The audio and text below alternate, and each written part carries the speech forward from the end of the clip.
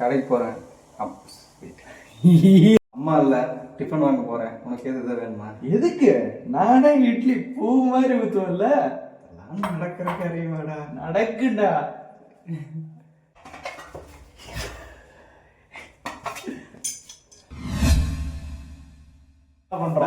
பண்ணுறா.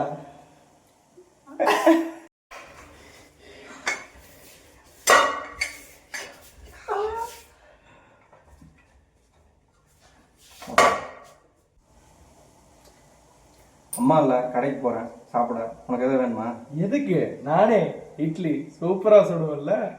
அதெல்லாம் நடக்கிற காரியமாடா. நன்றாக நடக்கும். ஏன் இந்த ஓவர்? அம்மா இல்லை, நான் டிஃபன் வாங்கிட்டு வர போகிறேன். உனக்கு என்ன வேணும்?